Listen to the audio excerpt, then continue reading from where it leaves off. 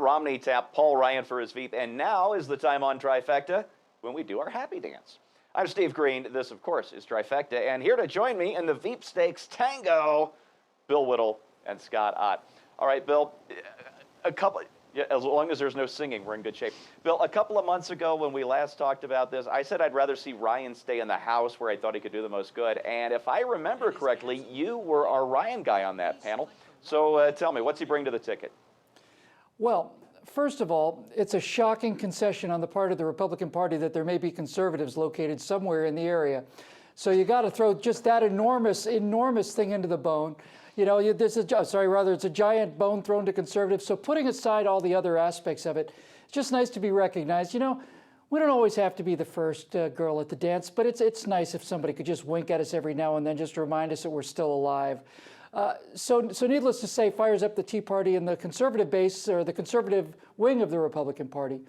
But what I've been saying for about a year now, because I'm just tickled pleased because he was my first choice, was that if you run Ryan as your VP, then you are running the Ryan plan.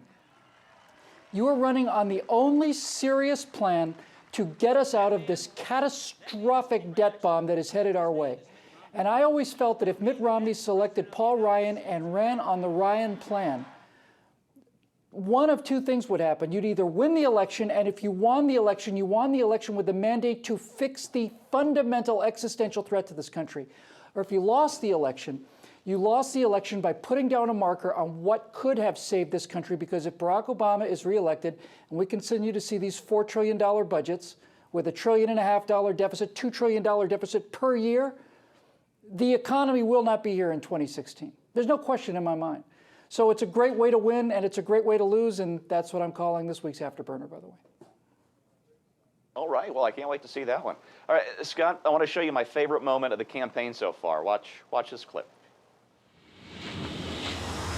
Join me in welcoming the next President of the United States, Paul Ryan.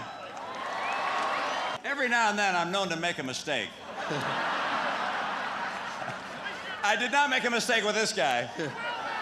But I can tell you this, he's going to be the next Vice President of the United States.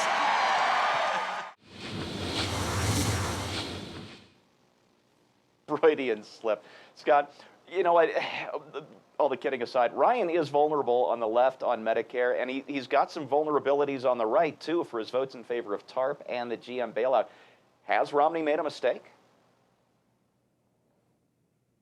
No. Well, first of all, I like two things about that little video clip. One, that he picked Paul Ryan, and two, that we have somebody who's running for president who can acknowledge that from time to time he makes a mistake.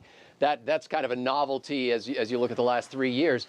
But no, this is not a mistake. I mean, vulnerable from the right, I mean, the people who right now are in the Republican Party who think that Paul Ryan isn't conservative enough just need to sit back, relax, and drink a big, tall glass of shut up you. I mean, it's about time that we get behind this candidate, because the alternative is unconscionable.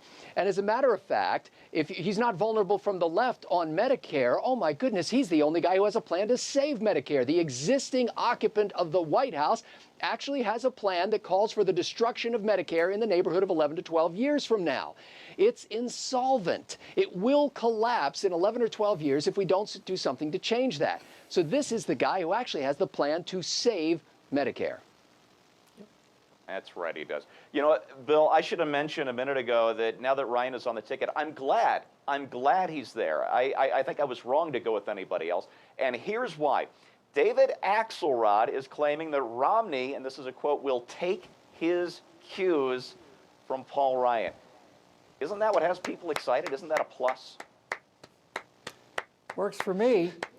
You know, Ryan, unlike Romney, who you know, the great appeal of Romney to the squishy Republicans is that he's got no core values. Well, Ryan clearly does have core values, and they're going to stick. And I don't think Mitt misspoke very much when he said the next president of the United States, because I think if Romney's elected, then Ryan will be the next president after 8 years of Mitt. And if Mitt loses, then I think Ryan's going to run top of the ticket next time. Putting all that aside, the problem with Ryan for the Democrats is he doesn't fit one of the three standard Republican molds. You're either evil, you're stupid, or you're old. He's not evil. Everybody knows he's a nice guy, so they're already getting, yeah, he's a nice guy, but he's Well, he's not stupid either, obviously, because once the guy opens his mouth, you know that he's not stupid, and he's not really old either. So they're trying to figure out what little evil box they can put him in. And it's fun to watch them squirm with this, because this guy has got a lot of positives. And if Paul Ryan gets a chance to speak, and he's gonna, then some very bad things are going to happen for the Obama administration. Couldn't happen to a nicer bunch of guys, by the way. Yeah. I've got a better idea. 4 years of Mitt, followed by 8 years of Ryan. All right, Scott, talk about excitement. We just learned on Monday night that Chris Christie is going to be the keynote speaker at the GOP convention here in a couple of weeks. Here is another Republican who's willing to say uncomfortable truths in a non-threatening way. Are you starting to gain some confidence in the direction of a potential Romney administration? I'm starting to think about thumbing my way down to Tampa is what I'm thinking about. I mean, this actually sounds like it's shaping up to be an event worth attending, even though the result is predetermined, preordained.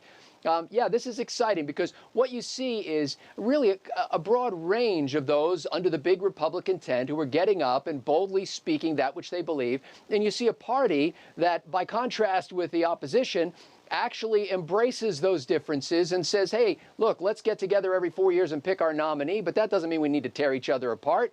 Let's get them all up here. Let's give them a chance to speak. And the fact that Romney was smart enough, the pick of Paul Ryan isn't really about Paul Ryan. It's about what it says about Mitt Romney, and I like what I'm hearing. Yeah, so do I. You know, folks, Veep picks never help the ticket. The best they can do is not hurt the ticket. Anyway, that's the conventional wisdom. But on Monday, the Obama campaign sent out a panicked fundraising letter complaining about the giant crowds that Paul Ryan's drawing, including 15,000 at one event in North Carolina, 10,000 in Iowa. Obama's own fundraisers had to admit, and this is a quote, "There's no spinning that number. It's a lot of people, and the Republican base is energized." How's that for not hurting the ticket? Congratulations, Mitt Romney. You chose wisely. For PJ, I'm Steve.